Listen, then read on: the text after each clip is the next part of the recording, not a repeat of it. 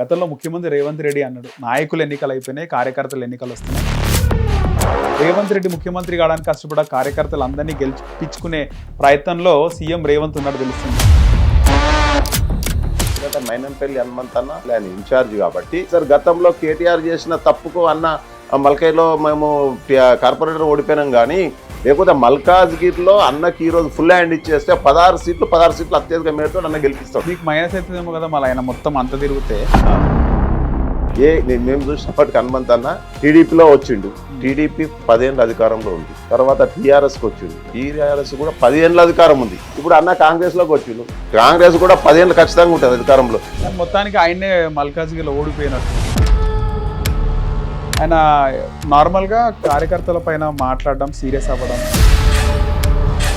కొన్నిసార్లు కాంగ్రెస్ పార్టీలో కోవట్లు ఉన్నారని కూడా ఆయన మాట్లాడారు. ప్రతి నియోజకవర్గంలో మా పార్టీలో వండుకుంటూ వాళ్లకు హెల్ప్ చేసే వాళ్ళు ఉన్నారు కోవట్. ఏం చెప్తారు దీని మీద? ఉన్నారా కాంగ్రెస్ పార్టీలో కోవట్లు? 100% ఉన్నారు. కొన్ని నియోజకవర్గాలు సిద్దిపేట తీసుకోండి. సిద్దిపేటలో సడన్ గా కోపం అవుతాడు మైనంపల్లి అని చెప్పి చాలా మంది మీ కాంగ్రెస్ వాళ్ళు మాట్లాడుకున్న మాట ఆయన ఎంబడి తిరిగినటువంటి అంశం. మీరేమంటారు దాని మీద? బహిరంగ సభలో మీ పైన కూడా సీరియస్ అయినట్ట మైనంపల్లి హనుమంతరావు. సీరియస్ అంటే. నమస్తే, వెల్కమ్ టు హిట్ టీవీ. నేను నరేష్. జిహెచ్ఎంసీ ఎన్నికలకు సంబంధించి 150 కాస్త 300 అయినాయి. గతంలో ముఖ్యమంత్రి రేవంత్ రెడ్డి అన్నాడు, నాయకులు ఎన్నికలు అయిపోయినాయి, కార్యకర్తలు ఎన్నికలు వస్తున్నాయి, ప్రతి కార్యకర్తను గెలిపించుకుంటాను. ఇప్పుడు చూస్తే 150 కాస్త 300 అయితే బహుశా కాంగ్రెస్ పార్టీకి రేవంత్ రెడ్డి ముఖ్యమంత్రి కావడానికి కష్టపడ కార్యకర్తలు అందరినీ గెలిపించుకునే ప్రయత్నంలో సీఎం రేవంత్ ఉన్నాడు తెలుస్తుంది. అయితే ఈరోజు మనతో పాటు హిట్ టీవీ స్టూడియోలో కాంగ్రెస్ పార్టీ మల్కాజ్గిరి సీనియర్ నాయకులు పిట్ల శ్రీనివాస్ ఉన్నారు. మాట్లాడదాం. నమస్తే అండి. నమస్తే. ముఖ్యంగా 150 కాస్త 300 డివిజన్లుగా మారినాయి. సో ఈ 300 డివిజన్లో ఖచ్చితంగా అంటే 150 ఉన్నా కూడా మీకు అవకాశం వస్తుండే, ఇప్పుడు 300 అయినాయి. సో ఎట్లుంటుంది కాంగ్రెస్ పార్టీ కార్యకర్తలకు జిహెచ్ఎంసీలో ఎలా ఉండబోతుంది అంటారు? అంటే సిటీ వచ్చేటప్పటికి గతంలో ఏవైతే 150 డివిజన్లు ఉన్నాయో ఈ బైఫర్కేషన్లో ఎక్కువ పెరగడం జరిగింది. దాంట్లో కార్యకర్తలు అందరూ కూడా సంతోషంగా ఉన్నారు. ఎందుకంటే 50,000 ఓట్లు, 60,000 ఓట్లు ఒక్కొక్క డివిజన్లో, 45,000 ఓట్లు, అవి కాస్త ఇప్పుడు 30 నుండి 35,000 ఓట్లకు కుదించడం జరిగింది. దీంతో పాటు సిటీలో ఏరియాలు కూడా వార్డ్స్ పెరగడం వల్ల అందరి నాయకులకు న్యాయం జరిగే విధంగా రేవంత్ రెడ్డి గారు చేశారు. ఇక అదే మన బయట మరి సిటీ అవుట్స్కట్లో చూసుకుంటే మున్సిపాలిటీలు, కార్పొరేషన్లు కొన్ని కలవడం వల్ల అప్పుడు మున్సిపాలిటీలు ఉండడం వల్ల కౌన్సిలర్స్ ఉంటుండే, చైర్మన్ ఉంటుండే, ఇక అట్లా కొన్ని గ్రామ పంచాయతీ సర్పంచ్లు ఇందులో కలిసినాయి కాబట్టి చాలా మటుకు లీడర్లు ఎక్కువ మట్టుకు ఉంటుండే. ఇప్పుడు ఏమవుతుంది, కార్పొరేషన్ అయింది కాబట్టి తక్కువ అయిపోతారు. ఏరియాలు పెరగడం వల్ల అక్కడ కొంతమంది నాయకులకు కూడా కొంచెం నిరుత్సాహం ఉంటుంది. కానీ ఏదైనా కూడా ఏది జరిగినా కూడా డెవలప్మెంట్ దృష్టిలో పెట్టుకొని మన సీఎం రేవంత్ రెడ్డి గారు 300 డివిజన్ చేయడము చాలా గర్వించదగ్గ. రేవంత్ రెడ్డి మార్క్ ఉందంటారు అందులో? 100% రేవంత్ రెడ్డి గారు మార్క్ 100% ఉంది. ఎందుకంటే 300 డివిజన్లు చేయడం వల్ల, డివిజన్లు పెరగడం వల్ల అభివృద్ధి పెరుగుతుంది. మరి రాష్ట్రానికి ఆదాయం కూడా పెరుగుతుంది. మరి ఏదైతే ఔటర్ రింగ్ రోడ్ చుట్టుపక్కల ఉన్న ప్రాంతాలు కూడా గ్రేటర్లో కలిసినప్పుడు అక్కడ ల్యాండ్ కాస్ట్ పెరుగుతుంది, అన్ని బిజినెస్ కూడా మంచిగా ఉంటాయి. జనాలకు అందరికీ డెవలప్మెంట్ ఉద్దేశం పెట్టుకొని రేవంత్ రెడ్డి గారు చేసిన అనుకుంటాను నేను. ముఖ్యంగా 2009లో బాగా అప్పుడు రాజశేఖర రెడ్డి ముఖ్యమంత్రి ఉన్నప్పుడు డీలిమిటేషన్ అయినాయి, పెరగలేదు కానీ డీలిమిటేషన్ అయినాయి. ఇప్పుడేమో పెరిగినాయి. అంటే గతంలో బీఆర్ఎస్ అంటే కేసీఆర్ కానీ కేటీఆర్ వాళ్ళ ప్రభుత్వంలో ఉన్నప్పుడు ఎందుకు పెంచలేదంటారు ఇట్లా డివిజన్లు అన్నీ కూడా? వాళ్ళు పెంచాలని వాళ్ళు ఉన్నారు ప్రపోజల్. ఇప్పుడు ఈసారికి ఇట్లా మరి టీఆర్ఎస్ గవర్నమెంట్ అధికారులు వాళ్ళు కూడా చేసేది ఇదే, 300 డివిజన్లు చేయాలి, 3 కార్పొరేషన్లు చేయాలని అప్పుడు వాళ్ళకు ఉంది. అది ఉంది వాళ్ళకు, వాళ్ళు ఎట్లాగో పెంచుండే, అది కంపల్సరీ ఉండే. దాన్ని మరి ఈ రేవంత్ రెడ్డి గారు కూడా ఏమైందంటే, ఓకే కార్యకర్తలు కష్టపడ్డారు ఇన్ని రోజుల నుంచి, మరి 10 ఏళ్ళు అధికారంలో లేదు కాంగ్రెస్ పార్టీ, అప్పటి నుండి పార్టీని నమ్ముకొని ఉన్నారు. మరి కార్యకర్తలు కూడా న్యాయం చేయాలనే ఉద్దేశంతో 300 డివిజన్లు చేయడము, 300 మంది కార్పొరేటర్లు చేయడము, కార్యకర్తల నాయకులు అవుతారు అనే ఉద్దేశం మీద ఆయన దృష్టిలో ఉంది, చేసింది.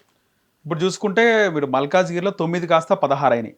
నార్మల్గా కొన్ని ఏరియాలకు ఆ ఏరియా పేరు పక్కా డివిజన్ పేరు పెట్టడము, ఉన్న ఏరియాకు వేరే డివిజన్ పేరు, వేరే ఏరియా పేరు ఉండడం. ఎగ్జాంపుల్కి నేరెడ్మెట్ డివిజన్లో నేరెడ్మెట్ లేదు, కానీ ఇప్పుడు ఉన్నటువంటి నేరెడ్మెట్ ప్రాంతం ఏదైతే ఉందో దానికి ఇంకో పేరు ఉందని చెప్పేసి నేరెడ్మెట్ నాయకులు ఆల్ పార్టీ మీటింగ్ పెట్టి వాళ్ళు కూడా ప్రపోజల్ చేయడం జరిగింది, పేరు సరి చేయాలని చెప్పేసి.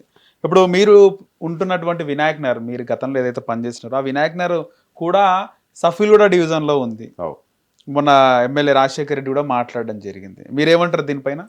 అంటే నేతి బీరకాయ అనే ఒక శాస్త్రం ఉంటుంది. నేతి బీరకాయ అంటారు, కానీ అందులో నెయ్యి ఉండదు. అట్లాగే ఈ ఆఫీసర్స్ ఏదైతే ఉందో వీళ్ళు డివిజన్ బైఫర్కేషన్ చేసిరు కాబట్టి దాంట్లో ఓల్డ్ విలేజెస్ ఎవి ఉన్నాయి.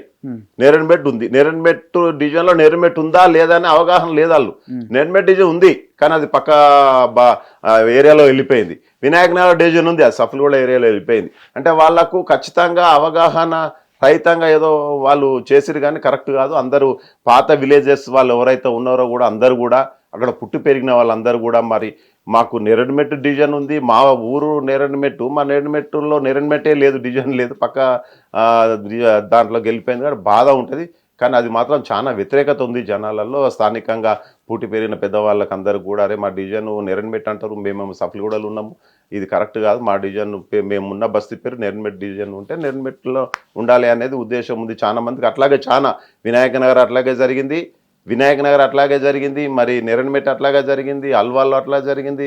అల్వాల్లో కూడా అల్వాల్ డివిజన్ లో అల్వాల్ లేదు. ఆ విధంగా సిటీలో చాలా మట్టుకు ఈ విధంగా అంటే అధికారులు ఎవరిని అప్రోచ్ కాకుండా ఎందుకు నిర్ణయం తీసుకున్నారంటారు అసలుకి?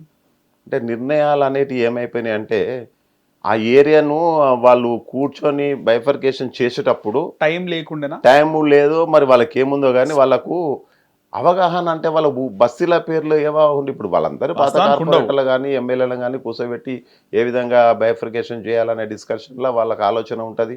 ఈ కార్పొరేటర్లకు కానీ ఎమ్మెల్యేలకు కానీ అవగాహన ఉంటుంది. వాళ్ళు చెప్తారు ఈ డివిజన్ ఇది నేరన్మెట్ ఈడుంది, మరి అక్కడ వెళ్ళిపోతుంది, ఇట్లా చేయాలని వాళ్ళు చెప్తారు. వాళ్ళు ఎవరు లేకుండా ఆఫీసర్లే చేసిరు. జనాభా ప్రాతిపదికం మీద మరి ఏరియా ఎక్కువ తక్కువల మీద వీళ్ళు డివైడ్ చేసారు. ఏంటంటే 35,000 జనాభా ఉండాలి ఒక కార్పొరేటర్. ఈ జనాభా ప్రాతిపదికన కాకుండా ఏదో యుద్ధ ప్రాతిపదికన చేసినట్టు అనిపించింది నాకైతే. వార్తలు వారంలో ముందు పెరుగుతాయని వార్తలు వచ్చినాయి, వారం లోపు పెరిగేసినాయి. అవి 300 అయితే అనేది ఉంది, 3 కార్పొరేషన్లు అయితే అనే టాక్ నడుస్తూ ఉంది. కానీ ఇంత జల్దీ బైఫర్కేషన్ అవుతుంది ఎక్స్పెక్ట్ చేయలేదు. నార్మల్గా చూసుకుంటే గతంలో 50,000-60,000 ఓట్లు ఉన్నప్పుడు చాలా సందర్భాల్లో చూసినాము. లాస్ట్ టైం 7,000, 8,000 వస్తే గెలిచిన సందర్భాలు ఉన్నాయి. 10,000 వస్తే ఇక గన్ షాట్ గెలిచిన విజయం అనుకోవచ్చు, ఎందుకంటే ఓటింగ్ కూడా 100% కాదు కాబట్టి. ఈసారి 30,000 వరకే ఉండే అవకాశం ఉంటాయి ఓట్లు. అంటే 5,000 వస్తే గెలవచ్చా కార్పొరేటర్? అంటే 35,000 జనాభా ఉన్న దగ్గర 30,000 జనాభా ఉన్న దగ్గర మినిమము మనకు 55% ఎలక్షన్స్ ఓటింగ్ జరుగుతుంది కాబట్టి 55%లో ఒక 4 క్యాండిడేట్లు అన్నా కూడా ఇంకా 6,000-8,000 ఓట్లు పడ్డా కూడా కార్పొరేటర్కి గెలివే అవకాశం ఎక్కువ ఉంటుంది. 6,000 నుంచి 8,000.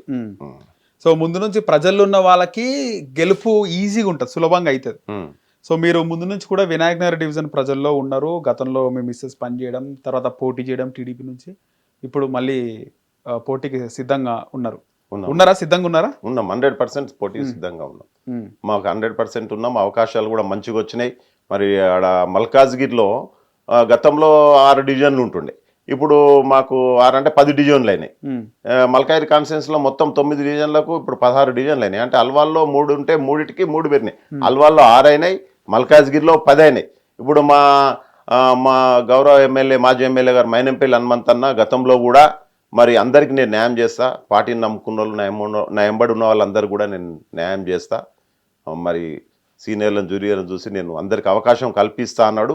మరి బహుశా మనకు అదే విధంగా మరి అన్న మాట నిలబెట్టుకుంటున్నా అనిపిస్తుంది. ఎందుకంటే ఆ విధంగా డివిజన్లు ఇవన్నీ అందరికి అవకాశం వచ్చే విధంగా ఉంది. మరి అన్నగారు మరి వినాయక నగర్ నిలబడమంటే వినాయక నగరు, మాకు సఫిల్గూడ అంటే సఫిల్గూడ, ఇంకా ఆయన ఎక్కడ చెప్పినా కూడా నిలబడమంటే అక్కడ నిలబడడానికి మేము రెడీ ఉన్నాం. మీ చుట్టుపక్కల లెఫ్ట్ రైట్ లో ఆశావాహులు ఉన్నారా? ఉన్నారు అందరు, అన్ని డివిజన్లో అందరు ఆశావాహులు ఉన్నారు. ఇప్పుడు కార్పొరేషన్ ఎలక్షన్ లో పెద్ద పాత సీనియర్స్ కానీ జూనియర్స్ కానీ అందరు కూడా అవకాశం వస్తుంది కాబట్టి అందరు అడుగుతారు. పాత అంటే ఎప్పుడు కనబడిన వాళ్ళు వస్తారు పార్టీ టికెట్ కోసము. కొందరు షారప్ ఏమంటారు పారాషూట్ వేసుకొని వచ్చినట్టు వాళ్ళు కూడా వస్తారు. కానీ ఇక్కడ మల్కాజ్గిరిలో ఆ విధంగా జరగదు. ఎందుకంటే మైనంపల్లి హనుమంతన్న మా మాజీ ఎమ్మెల్యే, ఆయన ఇన్ఛార్జ్ కాబట్టి ఆయన ఎవరు గెలుస్తారు ఎవరు గెలవరు, ఏ క్యాండిడేట్ని ఎక్కడ పెట్టాలనేది ఫుల్ అవగాహన ఉంది. ఆయన మల్కాజ్గిరిలో ఈసారి గతంలో కేటీఆర్ చేసిన తప్పుకు అన్న మల్కాజ్గిరిలో మేము కార్పొరేటర్ ఓడిపోయినాం కానీ లేకపోతే మల్కాజ్గిరిలో అన్నకి ఈరోజు ఫుల్ హ్యాండ్ ఇచ్చేస్తే 16 సీట్లు అత్యధిక మేరతో అన్న గెలిపిస్తాడు. ఓకే, ఈసారి అయితే ఫుల్ ఫ్రీ హ్యాండ్ ఇచ్చే పరిస్థితి ఉన్నట్టుంది కదా? ఉన్నది అన్నకి సార్ ఫ్రీ హ్యాండ్. సార్ మేమేమనుకుంటున్నాం, అన్నకి ఇంకా ఫ్రీ హ్యాండ్ అనేది మొత్తం గ్రేటర్ హైదరాబాద్లోనే 300 సీట్లకు ఆయనే ఇన్ఛార్జ్ ఇచ్చేస్తే ఆయన మ్యాక్సిమం కొట్టుకొచ్చేస్తాడు. ఆయన అంత వర్క్ చేస్తాడు. ఆయనకు హనుమంతన్నకు ఏ బాధ్యత ఒప్పేపితే 100% నిలబడి పనిచేస్తాడు. నాయకులందరినీ ఒకటి చేస్తాడు, అందరి కార్యకర్తలను కలుపుకుంటాడు. చాలా మంచి పేరుంది ఆయన గ్రేటర్ హైదరాబాద్లో మైనంపల్లి హనుమంతన్న. మీకు మైనస్ అవుతుందేమో కదా మళ్ళీ ఆయన మొత్తం అంత తిరిగితే, ఈ ఏరియాలో రాకపోతే మైనస్ అవుతుంది కదా మీ ఈసారి ఫస్ట్ కాన్సెప్ట్ అంతా మల్కాజ్గిరినా? మల్కాజ్గిరి తర్వాత అన్ని చూసుకుంటాడు ఆయన. మీరు ఉన్నటువంటి వినాయకనగర్ డివిజన్ పనిచేస్తున్నటువంటి వినాయకనగర్ డివిజన్ లో అంటే మీ వినాయకనగర్ ప్రాంతంలో ఎన్ని ఓట్లు ఉంటాయి మొత్తం? వినాయక నగర్ డివిజన్ అనేది ఇప్పుడు 2 అయినాయి. అంటే డివిజన్ పక్క పెట్టేస్తే మీ వినాయకనగర్ ప్రాంతంలో వినాయక స్లమ్ డెవలప్మెంట్ పెట్టారు. నేను స్లమ్ డెవలప్మెంట్ కమిటీ అధ్యక్షునిగా 2000 నుంచి ఉన్నారు. వినాయక నగర్లో 2000 ఉన్న పాపులేషన్కి ఇప్పటికీ అప్పుడు 2000లో 12,000 మంది ఉంటుండే. 12,000 మంది అప్పట్లో. ఇప్పుడు 30,000 ఉంటారు. ఇప్పుడు ఒక మినిమమ్ ఓటర్స్ 19,000 ఉన్నారు. 19,000 పబ్లిక్ 25,000 దాటి ఉన్నారు. ఓకే, కేవలం ఇప్పుడు మీరున్నటువంటి వినాయకనగర్ ప్రాంతము ప్రజలు ఓట్లు వేస్తే మీరు గెలిచే అవకాశం ఈజీగా ఉంటుంది. ఇంకా అంతే, 100% వాళ్ళ ఓట్లు చాలు. ఇంకా ఎందుకంటే మేము అక్కడ పెరిగింది, మాకు తెలివి వచ్చింది, రాజకీయం నేర్చుకుంది, అందరితోటి అన్నదమ్ములు అక్క చెల్లెళ్ళకి అన్ని కలిసి పనిచేసిన బస్తీ మేము. అది వినాయక్ నగర్లో ప్రతి సమస్య మీద మాకు అవగాహన ఉంది. ప్రతి డెవలప్మెంట్లో మేము ఉన్నాం కాబట్టి ఖచ్చితంగా ఉంటుంది కదా. స్థానికంగా అవకాశం వస్తే బాగుంటుంది, మాకు బాగా అందరు గుర్తుపడతారు కాబట్టి ఈజీగా గెలుస్తామనే ఆలోచన కూడా ఉంటుంది. దానికి తోడు అంటే మనం అనుకునే జరగవు కదా. ఇప్పుడు మాకు ఆయన బాసు హనుమంతన్న లేదు, మనకు వేరే ఈక్వేషన్స్ ఆయన కూడా ఇబ్బంది అని ఆయన ఎక్కడ పంపిస్తే అక్కడ పోయి మేము పోటీ చేయడానికి రెడీ ఉంది.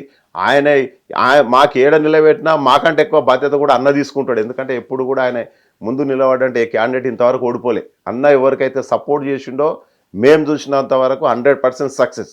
గతంలో మేము చూసిన మా కళ్ళ ముంగట జూబ్లీ సెలక్షన్లో అన్న కొంచెం లేటు పోయిండు, కానీ 1 వీక్ అన్న ప్రచారం చేసిండు. మాకు అప్పుడే డిసైడ్ నవీన్ యాదవ్ గెలుస్తున్నాడు 25,000 ఓట్లతో అని. ఎందుకంటే ఆయన విధంగా ప్రచారం చేసుకుని ప్రతి ఒక్కరిని కలుస్తాడు. ఆయనది ఇంకోటి ఏంటంటే ఆయన కాలు పెడితే 100% సక్సెస్ఫుల్ అయినాయి ఉన్నాయి ఎక్కడ మటు హనుమంతన్న. మేము చూసిన వాటికి హనుమంతన్న టీడీపీలో వచ్చిండు. టీడీపీ 10 ఏళ్ళ అధికారంలో ఉంది. తర్వాత టీఆర్ఎస్కి వచ్చిండు. టీఆర్ఎస్ కూడా 10 ఏళ్ళ అధికారం ఉంది. ఇప్పుడు అన్న కాంగ్రెస్లోకి వచ్చిండు. కాంగ్రెస్ కూడా 10 ఏళ్ళు ఖచ్చితంగా ఉంటుంది అధికారంలో. ఎందుకంటే ఆయన లెగ్గర్ లాంటిది. ఆయన మనసు మంచి సాఫ్ట్ నేచర్. ఆయన అంతా బాగుండాలి, అందరం బాగుండాలి. మొత్తానికి ఆయనే మల్కాజ్గిరిలో ఓడిపోయినట్టుండు. అది ఓడిపోవడం అనేది అది చాలా అంటే చెప్పినా కదా, కేటీఆర్ చేసిన కథలు ఓడిపోతారని మేము ఎక్స్పెక్ట్ అస్సలు చేయలేదు. ఎందుకంటే ఆయన మల్కాజ్గిరిలో చేసిన అభివృద్ధి పనులు 2,000 కోట్ల అభివృద్ధి పనులు గతంలో ఏ ఎమ్మెల్యే ఎవరు చేయరు కూడా ఇప్పటికి. ప్రజలకు కూడా మల్కాజ్గిరిలో ఆయన చేసిన సేవలు ఎన్ని అంటే హాస్పిటల్స్ కానీ, చదువుకోవడానికి ఫీజులు కానీ, ఏమన్నా ఇబ్బంది ఉంటే ఆర్థిక ఇబ్బందులు కానీ ప్రతి ఒక్కటి ఆయనకు తెలిసిందంటే ఆయన తీరుస్తుండే. అరే పెళ్లి ఉంది మా ఆడపిల్లదన్న డబ్బులు కష్టం ఉంది అంటే పెళ్లి ఖర్చు కానీ ఇట్లా చాలా మట్టుకు ఆయన చేసిన సహాయాలు ఆయన చెప్పుకోపోవడమే ఆయన ఓటమి కారణం అనుకుంటారు. ఎందుకంటే ఒకడు 10 రూపాయలు ఖర్చు పెట్టి 100 రూపాయలు ప్రచారం చేసుకుంటారు. మైనంపల్లి హనుమంత అన్న దగ్గర లక్షల డొనేషన్లు ఇస్తాడు, లక్షల సాయం. ఎప్పుడు నీకు ఇది నేను చేసినా అని ఇంతవరకు నేను అక్కడ అడగం కూడా చూడలే అని అది చెప్పుకోపోవడమే ఈరోజు మైనస్ అయిందేమో అనిపిస్తుంది మాకు. ఓకే, సో మొత్తానికి మీరు అందరూ రెడీగా ఉన్నారా, సిద్ధంగా ఉన్నారా? ఖచ్చితంగా సిద్ధంగా ఉన్నాం. డబ్బులు కూడా కార్పొరేట్ ఎలక్షన్స్ అన్నా కూడా డబ్బులు అప్పటిలాగా లేదు కదా, మొత్తం విపరీతమైన ఖర్చులు ఉంటాయి. అన్నిటికీ రెడీగా ఉన్నారు? మేము అన్నిటికీ రెడీ ఉన్నాం. మాకు డబ్బులు ఏం అవసరం. మాకు మైనంపల్లి హనుమంతన్న ఉన్నాడు, ఆయన ఉంటే చాలు మాకు 100% మేము గెలుస్తాం. ఆయన నార్మల్గా కార్యకర్తల పైన మాట్లాడడం, సీరియస్ అవ్వడం, కొన్ని సార్లు కాంగ్రెస్ పార్టీలో కోవట్లు ఉన్నారని కూడా ఆయన మాట్లాడినాడు. ఏం చెప్తారు దీని మీద? ఉన్నారా కాంగ్రెస్ పార్టీలో కోవట్లు? మైనంపల్లి హనుమంతన్న ఏదైనా చెప్తాడో 100% నిజమే చెప్తాడు, అబద్ధం చెప్పాడు. ఎందుకంటే ఆయనకు తెలుసు, అన్ని తెలుసుకున్న తర్వాతనే ఆయన మాట్లాడతాడు. ఖచ్చితంగా కాంగ్రెస్ పార్టీలో కోవట్లు ఉన్నారు, 100% ఉన్నారు. కొన్ని నియోజకవర్గాలు సిద్దిపేట తీసుకోండి, సిద్దిపేటలో అవుట్ రైట్గా ప్రతి ఉన్న కాంగ్రెస్ కార్యకర్తలు అందరూ కూడా హరీష్ రావు టచ్లో ఉంటారు. కాంగ్రెస్ వాళ్ళు కూడా టచ్లో ఉంటారు. అన్ని పార్టీలు ఆయన టచ్లో ఉంటే ఆయనే ఏ విధంగా సిద్దిపేటలో ఇప్పటికి కూడా కాంగ్రెస్ అధికారంలో ఉన్నా కూడా ఆయనదే రాజ్యం నడుస్తుంది. హరీష్ అన్న అనేది అన్న మైనంపల్లి హనుమంత్ అన్న మాట్లాడిన మాటలు 100% నిజం. అక్కడ మొత్తం సిద్దిపేట కాన్స్టిట్యున్సీలో మొత్తం కూడా కాంగ్రెస్ హరీష్ కోవట్లు రావు ఉన్నారు. నడుస్తుంది మొత్తం. నడుస్తుంది అంటే కోవట్ కాంగ్రెస్ కోవట్లు ఉన్నారు. ఆయన నడుస్తుంది అంటే అధికార పార్టీ కాంగ్రెస్ ఉండగా కూడా ఆయన ఎట్లా నడుస్తుంది అంటే ఈ కాంగ్రెస్ పార్టీలో ఏదన్నా ఏమున్నా కూడా ఇక్కడ సమాచారం అంతా ఆయనకు అందిస్తే ఆయన ఆల్టర్నేట్. ఇప్పుడు గ్రామ సర్పంచ్ ఎలక్షన్ నడిచినాయి. జరిగినాయి. గ్రామ సర్పంచ్ ఎలక్షన్ లో కాంగ్రెస్ పార్టీ ఉన్న లీడర్లు అందరూ కూడా పలాని వ్యక్తి నిలబడుతుండో పలాని క్యాండిడేట్ నిలబడుతుండో అని తెలియంగానే ఎవరు అసలు ఈ విషయాలను ఎవరు చెప్తారు? కోర్టులే అని చెప్పారు. ఈయన తెలియంగానే ఆయన పోవడం, మన కాంప్రమైజ్ చేయడం, డబ్బులు ఇవ్వడం, మేనేజ్ చేయడం, వాళ్ళ క్యాండిడేట్ నిలబెట్టి గెలిపించుకోవడం, లేకపోతే ఆ కాంగ్రెస్ కార్యకర్తకే ఈయన డబ్బులు ఇచ్చి కొనేయడం. అంతే. మల్కాజ్గిరిలో కూడా ఉన్నారా కాంగ్రెస్ లో కోవట్లు? మల్కాజ్గిరిలో కోవట్లు అనేది ఎవరు లేరు. అన్న ఉన్న అక్కడ కోవట్ ఓడు ఉండడు. మైనంపల్లి హనుమంత్ అన్న మల్కాజ్గిరి రాజశేఖర్ రెడ్డి అన్నట్టు టీఆర్ఎస్ నుంచి ఎమ్మెల్యే క్యాండిడేట్ వచ్చింది. వచ్చినప్పుడు ఇమ్మీడియట్లీ ఆయన దగ్గరికి వెళ్ళిపోయి ఆయనతో డబ్బులు మాట్లాడేకురు ఈ కార్పొరేటర్లు. డబ్బులు కమ్ముడు వేరు. మరి ఇన్ని రోజులు అన్న కార్పొరేటర్లను గెలిపించిండు, మిమ్మల్ని నాయకులను చేసిండు. మీరు అన్న ఎలక్షన్లు వచ్చినప్పుడు మరి అన్న ఎమ్మడ ఉండి అన్నకు పనిచేస్తామనే ఇంగిత జ్ఞానం లేదు, ఇంత కూడా మనసు లేకపోతే ఎట్లా? వీళ్ళు నమ్మక ద్రోహులు కదా, డబ్బులు అమ్ముడు నాయకులు కదా. మరి అలాంటి వాళ్ళ మీద ఎప్పుడైనా కోపం ఉంటే అలాంటి క్షమించరాదు. క్షమించారా అని తప్పు చేసి వాళ్ళు. ఎందుకంటే పనికిరాని వాళ్ళు మీరు అసలు ఎవరు గుర్తుపట్టడం వల్ల మిమ్మల్ని కార్పొరేటర్లు చేస్తే ఈరోజు అసలు అన్న ఎలక్షన్ టైం వచ్చేటప్పటికి ఆయన మోసం చేయడం ఆయనకు బాధాకరమైన విషయమే కదా.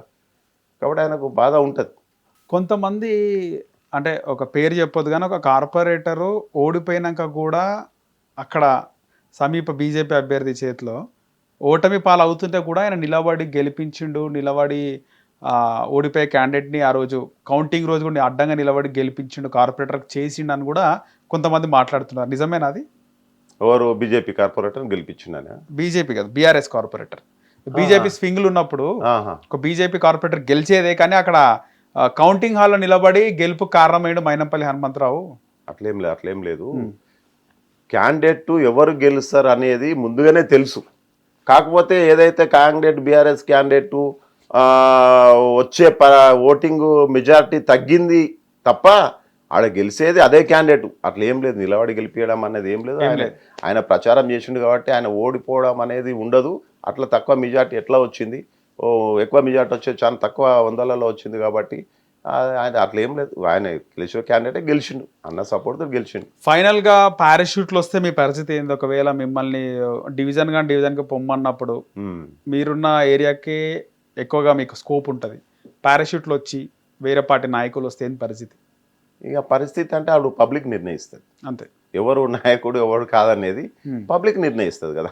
సో మీకు కూడా చిరకాల కోరిక ఒకసారి కౌన్సిలర్ అయినారు, ఈసారి కార్పొరేటర్ కావాలి మళ్ళీ ఎట్టి పరిస్థితులు అనేదేనా ఉంది కదా? మాకు పబ్లిక్ సేవ చేయాలనేది 40 ఏళ్ళ నుంచి ఉంది. మేము ఆర్థికంగా కూడా పబ్లిక్ సేవల్లో ఉన్నాం కాబట్టి మా బలము ధనము అంతా కూడా పబ్లికే. మాకు ఒక దురద ఉంది, ప్రజాసేవ చేయాలి, సచ్చేంత వరకు ప్రజాసేవలు ఉండాలని ఒక దురద మాకు. కాబట్టి మాకు ధనము బలము అంతా పబ్లికే. ఏ విధంగానైనా మేము పబ్లిక్లో ఉంటాం, చచ్చిపోయేంత వరకు పబ్లిక్లో ఉంటాం, పబ్లిక్ సేవ చేసుకుంటూ ఉంటాం. రిస్క్ అనిపిస్తుందా రాజకీయాలు ఇట్లా కొనసాగాలి? చాలా మంది నాకు తెలిసి టీడీపీ పతనం, టీడీపీ వాళ్ళందరూ టీఆర్ఎస్లో అప్పుడు బీఆర్ఎస్లో జాయిన్ అయినప్పుడు చాలా వరకు ఇష్టం లేని వాళ్ళు అందరూ కూడా రాజకీయాలకు దూరంగా ఉన్నారు చాలా మంది. మీరైతే మళ్ళీ యాక్టివ్ పాలిటిక్స్లోనే ఉన్నారు. అంటే ఇన్ని రోజులు పాలిటిక్స్లో సర్వైవ్ కావాలా, కొనసాగాలంటే రిస్క్ అనిపిస్తుందా? రిస్క్ ఉంటుంది, చాలా రిస్క్. బిజినెస్లో ఉన్నవాడు ఒకసారి కాకపోతే ఒకసారి డౌన్ అయినా లాస్ అయినా కూడా లేవడానికి అవకాశం ఉంటుంది. రాజకీయంలో నిజమైన ప్రజాసేవకుడు ఎప్పుడు కూడా ఆర్థికంగా బలపడ్డ రోజులు ఎక్కడ లేవు, నేను చూడలే ఆర్థికంగా. ఎందుకంటే ప్రజాసేవలోనే ఉంటారు కాబట్టి డబ్బు కోసం తక్కువ ఉన్న టైం అంతా ప్రజా సేవలో వెళ్ళిపోతూ ఉంటుంది కాబట్టి డబ్బు అనేది ప్రజానాయకుల్లో ఉండదు, ఎక్కువ పబ్లిక్లో ఉండే వాళ్ళకి. అదే బిజినెస్ చేసే వాళ్ళు రాజకీయాలకు వస్తే అప్పటి మట్టుకే ఓ బిజినెస్ టైప్. ఈరోజు కార్పొరేషన్ ఎలక్షన్ ఉంది, 10 కోట్ల రూపాయలు ఖర్చు పెడతాం, రేపు గెలిచిన తర్వాత 2 కోట్లు తీసుకుంటాం అనే బిజినెస్ మైండ్లోనే వస్తారు కాబట్టి వాళ్ళు డబ్బులు ఖర్చు పెడతారు. కానీ నిజమైన ప్రజానాయకుడు వానికి డబ్బులు ఉండవు, వాడు ఖర్చు పెట్టాడు, సేవ చేసిన వాడిని గుర్తించి ఓటేయమంటాడు. కానీ అలాంటి వాళ్ళే పబ్లిక్ సేవ వెళ్తారు, అభివృద్ధి కూడా వాళ్ళతో అవుతుందని నేను అనుకుంటాను. రైట్ అండి, ధన్యవాదాలు. Thank you. Hit TV app, ఇందులో short news, live news, entertainment shows, movies, digital magazines తో పాటు మీ జిల్లా వార్తలను కూడా ఫ్రీగా చూడొచ్చు. ఇంకెందుకు ఆలస్యం, వెంటనే హిట్ టీవీ యాప్ ని డౌన్లోడ్ చేసుకుని ఫ్రీగా ఎంటర్టైన్మెంట్ పొందండి. Hit TV app. Hit TV app. please download Hit TV app. Hit TV యాప్ని ఫ్రీగా డౌన్లోడ్ చేసుకొని ఎంజాయ్ చేయండి. మీకు నచ్చిన ఎంటర్టైన్మెంట్ కోసం హిట్ టీవీ యాప్ ని ఫ్రీగా డౌన్లోడ్ చేసుకుని ఎంజాయ్ చేయండి. హిట్ టీవీ యాప్ని డౌన్లోడ్ చేసుకుని ఆస్వాదించండి, ఆశీర్వదించండి. ఇంతమంది సెలబ్రిటీలు హిట్ టీవీ యాప్ ని డౌన్లోడ్ చేసుకోండి అని చెప్తున్నారంటే ఎంత మంచి యాప్ ఆలోచించండి. అమెరికా అమెరికా అమెరికా అమెరికాలో చదవాలనుకునే వాళ్ళకి విశ్వసనీయమైన పేరు మన శౌర్య కన్సల్టెన్సీ. UK లో 1 year masters, UK లో 1 year masters, 2 years work permit up to 5 years visa. Contact Saurya Consultancy. Contact 89851 89851.